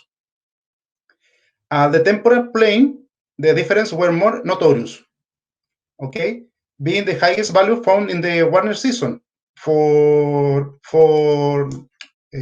summer.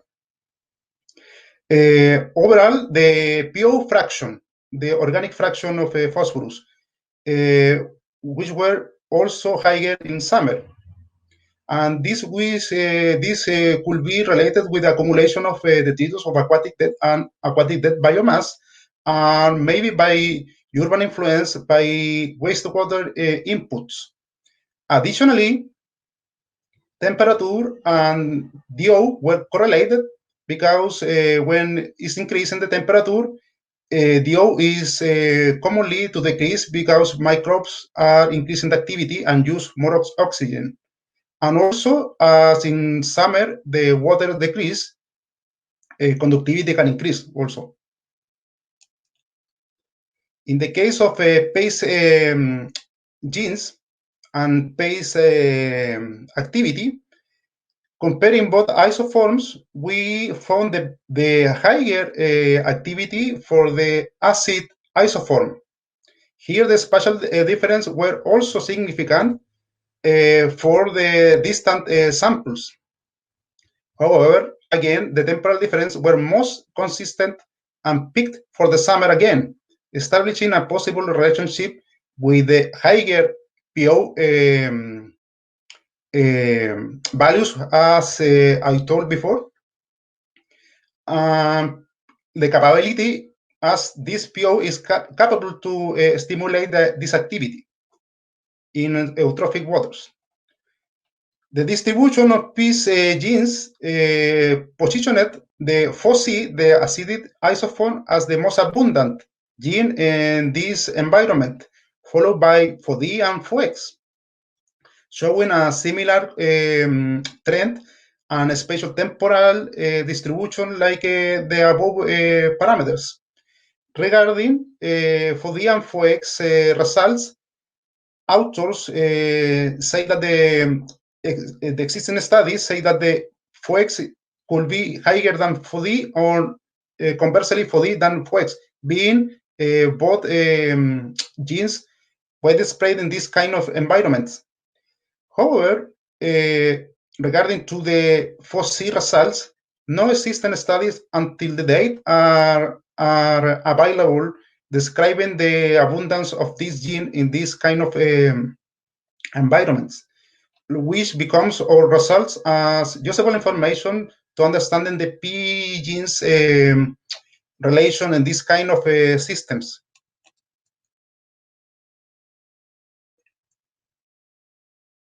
According to the principal component analysis, this explains more than the 60% of the variability of the samples and parameters.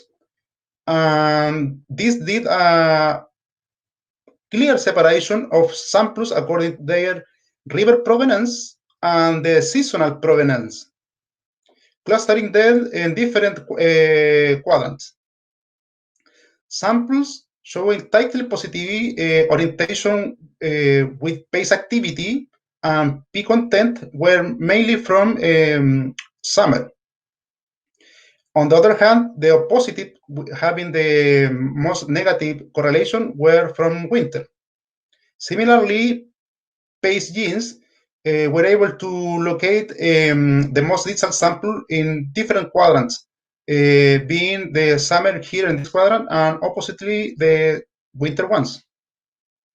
Accordingly, the Pearson correlation test among all these P related parameters show lot or several positive correlations, and almost all of these were significantly, being negligible the negative interactions.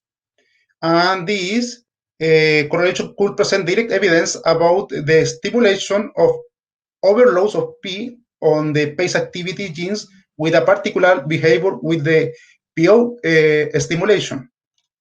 Finally, based on the PCA results, we select Nova Imperial and Trana Puente from Imperial River and Petrofegen and La Barra from Tolten River for the next study by the Hauthrup sequencing analysis. There, the highest richest values were for the distal samples, but again, the temporal difference were strongest, with the temporal difference in the highest value were for the colder season. Similarly, Shannon index showed a different result as the spatiotemporal with peaks for winter. The beta diversity did not show a spatial difference, but distribution was strongly influenced by seasons. Then the spatial difference could be related with the sediment texture and maybe by the nutrient content, but controversial this result because the ecological heterogeneity of a river is high. Similarly, the temporal difference could be related with the trophic increment during the transition from the colder season to the warmer season, but also controversial because when rivers has a very high polluted level, even no seasonal change could be observed. For the taxonomic assignment, we observe the main difference of the temporal dimension, being Proteobacteria and Bacteroides, the higher phyla during summer, and Actinobacteria and Planktomyces, the most abundant in winter.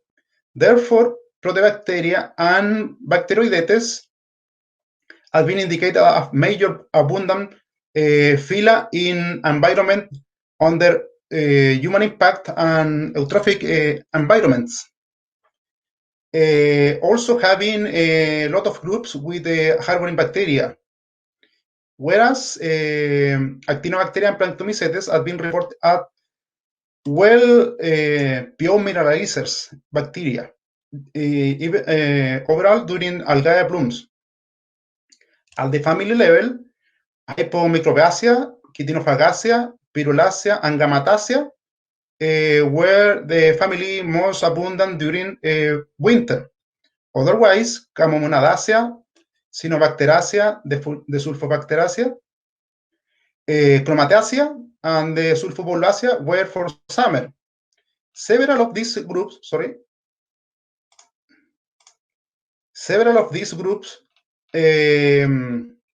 play ecological roles in the recycling of phosphorus in aquatic environments, being some of these able to couple the phosphorus mineralization with the intracellular sequestration of phosphate in molecules such as polyphosphate, poly-P, that is an important molecule for starvation of phosphorus. The redundancy analysis show that in the RDA in this plot that the community and environment relationship were best explained by PA, LP, PO, ACP, and FOC and FOD. This showed negligible spatio-temporal separation for bacterial community. However, there's apparition of some isolated bacteria there in the plot from the total community, and their relationship with the sample were observed.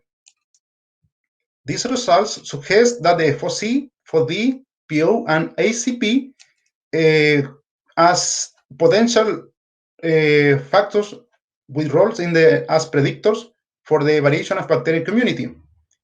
Then, for example, the Sulfobacteracea, Chromatacea, and Conamomodacea families have been described as active couples of sulfur oxidase reduction with the organic matter respiration and metal oxide reduction, a process able to increase the release of dissolved phosphorus and able to stimulate the pH activity.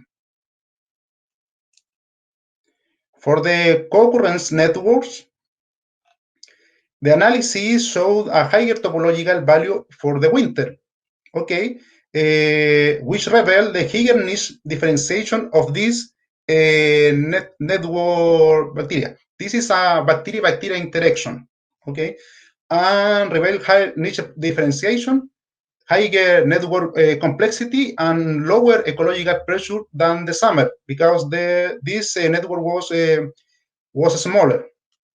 According to our analysis, 13 keystone taxa were identified for the winter network, and just one was exclusive for the summer network, and 3 were shared between both networks, being this Chromatacea, the Sulfobacteracea, and the Sulfobulbacea. Here, the existence of this shared core taxa could be a reason to demonstrating the role of this taxa as buffer or stabilizing taxa between both networks. Also, these taxa present almost all or completely positive interaction, again supporting this central role in stabilizing the bacterial community. Overall, during the stressful condition that is summer.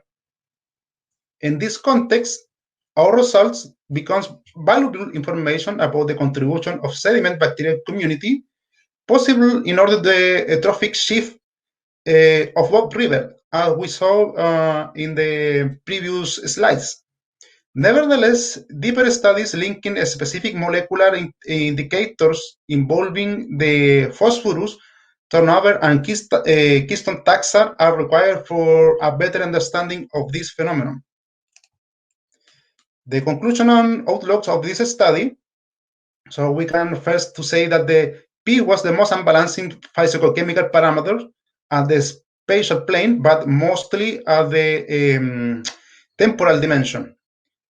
PO fraction was the largest fraction and was correlated with the PACE activity and PACE gene abundance, describing a suitable stimulation of the PACE harboring bacteria population.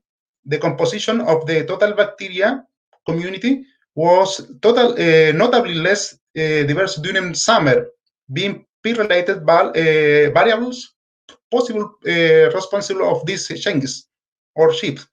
Network shift ratified that the summer was the most stressing condition, and the existence of some core taxa, such as Chromatiaceae, the Sulfobacteriaceae, and the Sulfobolbaceae, probably reveals the role of these taxa as buffer in the stabilization of community. Thus, given the relationship between PO and the spatio-temporal shift of cement bacteria, the present study represents valuable information approaching the understanding of this interaction in the pericycling in eutrophic freshwater ecosystems. I want to acknowledgement to my entire team, the MLab team, also for the Fondesit and PCA program that supports this presentation or also this webinar. To everyone that have heard me in this moment. Thanks very much, some reference, and thanks very much to everyone. Thank you, Marco. Okay, I had a question for you from Dave, JC. The question is, are the distinct difference in summer and winter caused entirely for natural ecological reason or some anthropogenic contribution as well? The results there, the literature is not contundent with this because in natural ecosystems, sometimes the shift in the seasonal shift can manage this the structure of bacteria, but sometimes it's not changing this. Also, in environments heavily impacted by human, can happen the same. So this depends of the season and depend of the heterogeneity, for example, of rivers, that they are a lot of ecological niche. Okay, I had another question from Andy. Marco, very interesting work. Have you published it yet? Where this result will be part of the next article. Yes, we are writing the article that we hope to publish soon. We had another question from Ron Xiao. Phosphatase harboring bacteria. How to know the bacteria is phosphatase harboring? Just because we assess this by the genes. We don't know if they are expressing the genes, but at least this population or bacterial community has the genes, these 3 PACE genes. Yeah. Okay, I have a question, Marco. Is you see the last presentation from Andy? Andy showed the abundance of phosphatase gene in Everglades. Okay, and when I check your data, I think that your phosphatase, the abundance is lower compared to Everglades.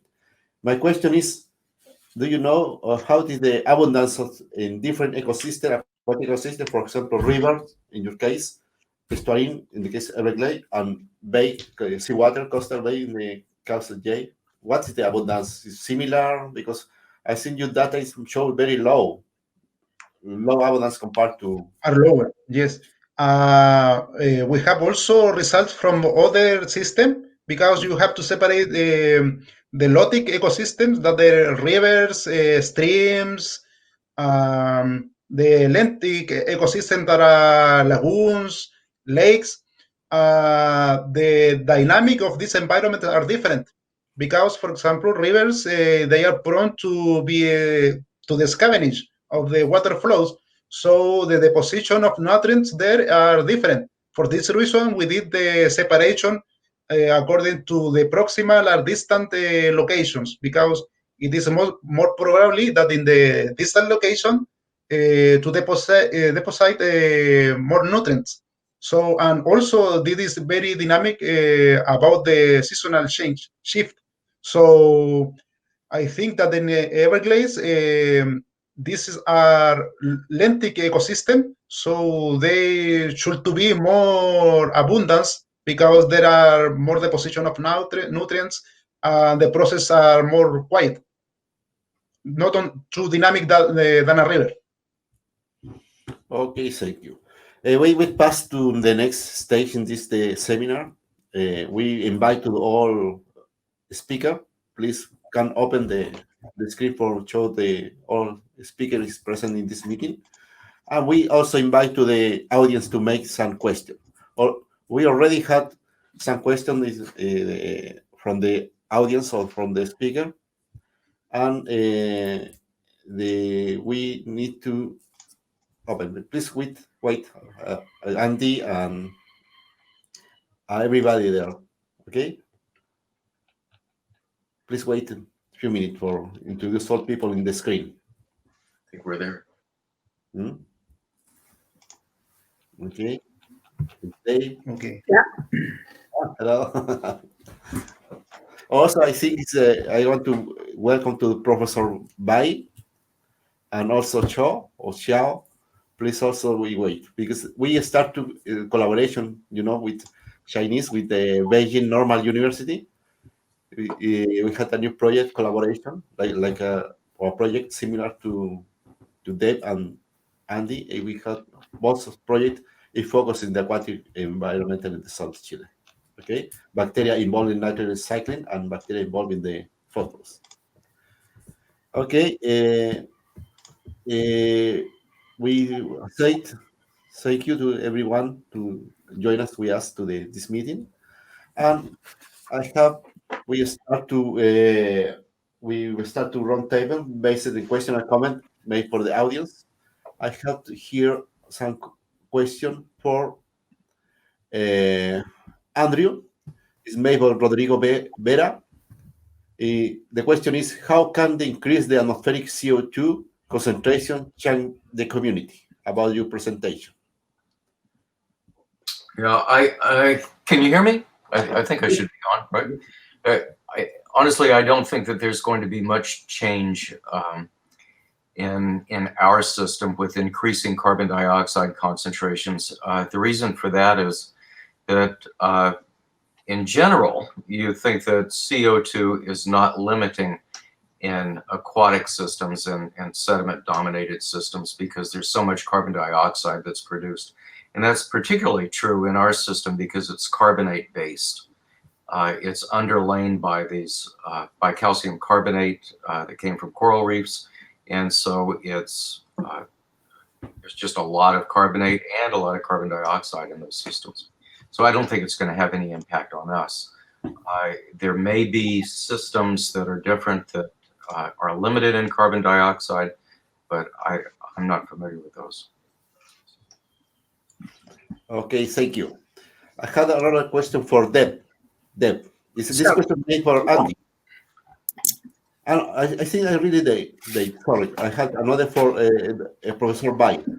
Hi Deb, I want to know how did you identify the remineralizer phosphorus in water and the phosphorus released from the sediment? Still, I think the salinity will be greatly influenced by phosphorus mineralization. That's a good question. So the salinity aspect was not included in my presentation, even though salinity has significant impact on phosphorus speciation, and given the microbial composition vary as well, that will impact the phosphorus mineralization. So those three sites, the top one, salinity is about 1, and the bottom one has salinity could go as high as 28 or even 30, very close to the ocean environment. The research here is only on the vertical processes, like settling processes and remineralization. The first question was on how do I quantify remineralization? Is that correct, Nilko? Yeah. Okay, so two ways we quantify. First, just to measure the concentration of this organic phosphorus, and both by quantifying organic phosphorus as well as quantifying inorganic, and do a mass balance analysis. That's the one way. The other way is using isotope, because we know when this particular organic phosphorus break down, they have a one particular isotope value. Since we know the composition of all organic and inorganic, we can empirically calculate what would be the isotope if those those organic molecules are hydrolyzed. And sometime it's in this study, the inorganic phosphorus was precipitated right after hydrolysis, and that allows us to identify the processes. Okay, thank you. Now, I have another question from Xiao. But we have all this here. That please make your question, please. I want to know what is the indication of your findings for the land or the soil management for the government or for the manager? Oh, a big question for each one of us. Yeah, you have very interesting results and different findings and different results, many data. So just give some examples of the uses of your findings. Can you? Yeah, the government always ask the scientists to use useful the data useful for their management. What the practical about your data? Yes. We can use it for something. Yes. Not only of course, it's very important for the paper, but we have to talk with the government. That's a similar question. We have to office the people. You always talk with the government officer. How to for example, the project we will study in the Bayandian Lake. We check the gene, we check the antibacterial gene in the water. So after that, after we have some data, we get the results, and we will build a guideline for the water quality management. So how to do that? For example, in the case of us, with this project that we are studying Villarrica Lake, we are working with the ministers, with the representative of ministers. So, for example, for the first sampling, we did the sampling with the people that is doing the sampling at the same time from the minister studies. We are trying to couple all information with the information that is available from the minister, environmental minister. So what is the idea of us is try to couple this information, the molecular information, that could be faster than other parameters that are more to contundent, for example, try to have a approach to quick response to see, for example, about the status of water quality in Villarrica Lake, or try to predict even if there are could be in the next days, for example, or next month, algae bloom in this kind of environment. We are just starting. This is a lot of work, because we have different language with the ministers, with this kind of organizations. So it's also new for us. I think I could also answer Xiaorong's question too. Thank you. What we're doing in the Everglades is more descriptive. We're just saying what these management effects have had, and they know what to do. They know to stop the input of phosphorus. But part of the story that I haven't told you is mercury cycling, that I think is also of great interest in China. And Yes. what we're thinking is that based on what we have, that water management might be critical in suppressing mercury or controlling mercury methylation. That's important. So that's a management issue that's come out of our work. So one of the things that they do in the Everglades is control the amount of water that flows in at different times of the year. And we're thinking that probably through judicious control of water, that mercury those mercury transformations could be controlled a little bit better than they are. So, but I know that that's of interest to China. So Yes, that's a big problem. The Yeah. water pollution. Yeah. Yeah.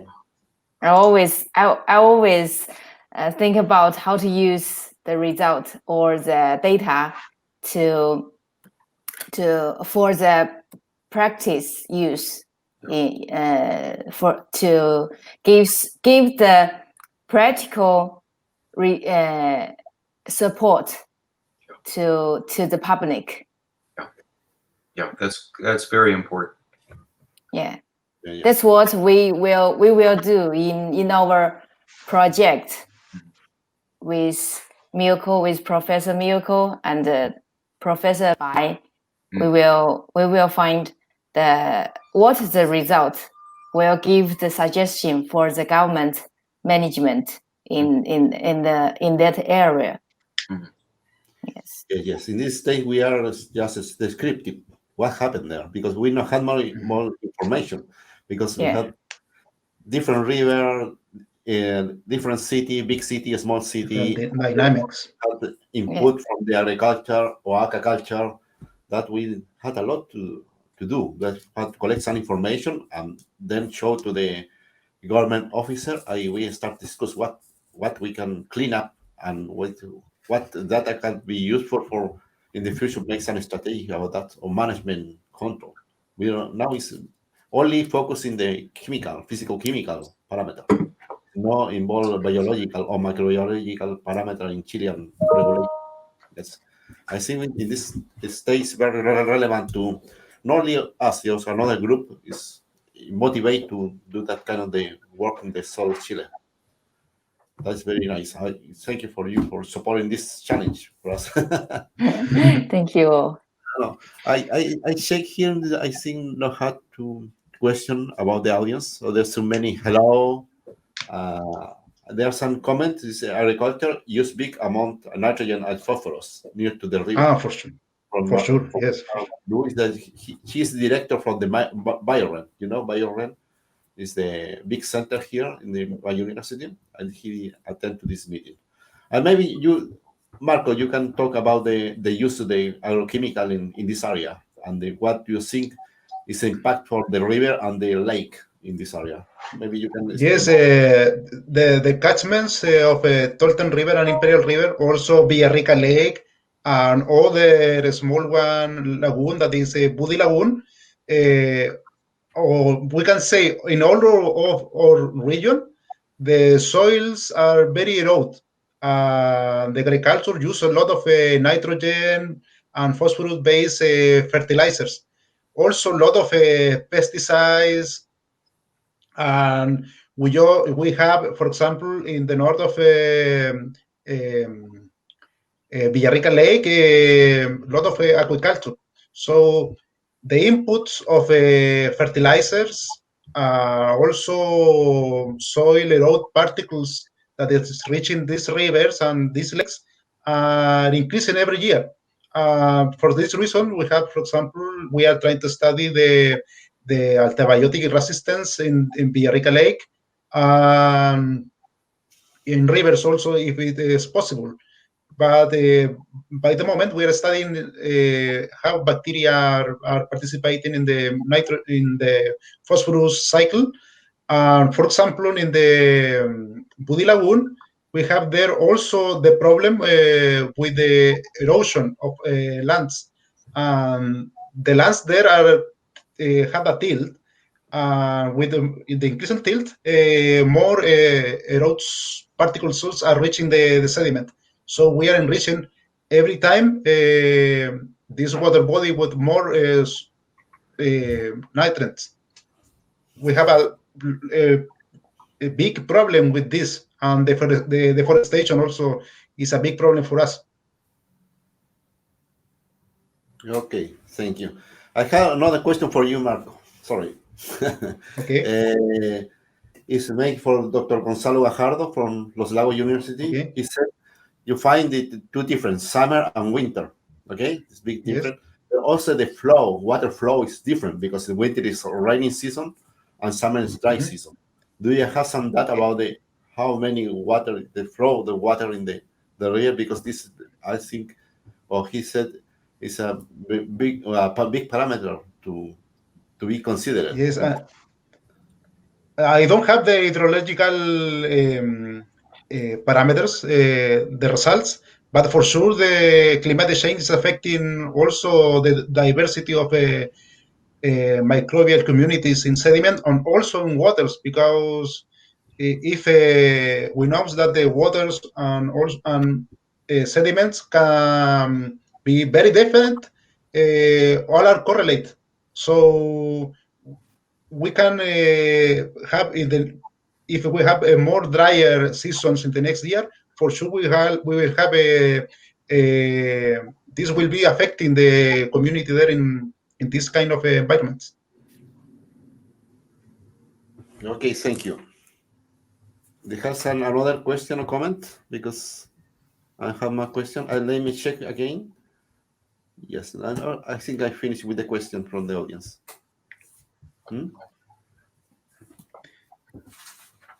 Okay, but if no question, I can appreciate your participation in this meeting. Thank you very much. I know you are very busy.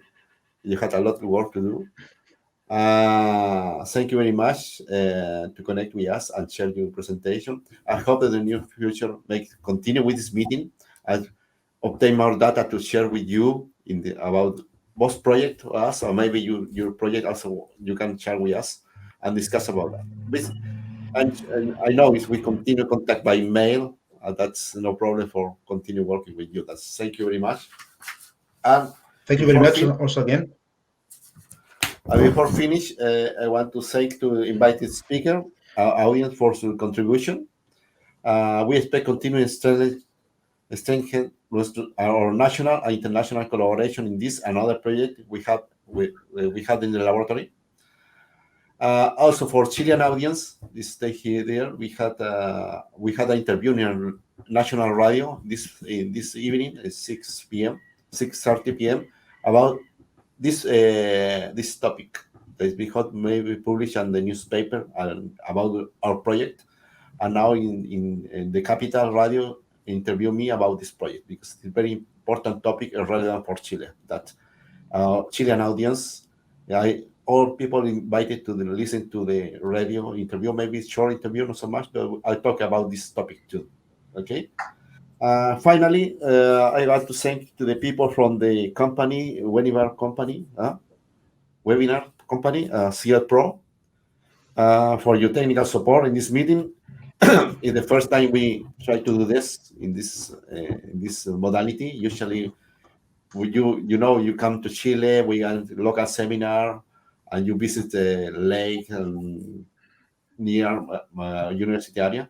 But now we have to connect by internet. But I hope in the near future we have to continue in the next year in the collaboration. I hope you come to Chile and we prepare a presential meeting with you. But in any case, in this local digital meeting, I appreciate the collaboration, the technical support from the CL Pro company, and also the collaboration with you.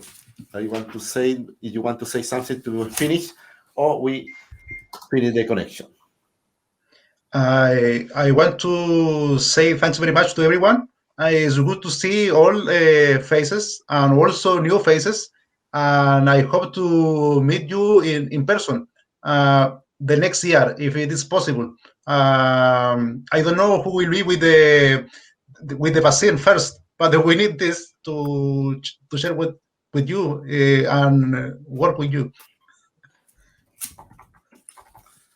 Okay. Is nothing more? We have to say hello, goodbye, and see you soon and contact in the near future. Thank you very much for your attention, and thank you for all people connected with us. Thank you. Bye-bye. Okay, Thanks bye. very much. Bye. Bye. Bye. Bye.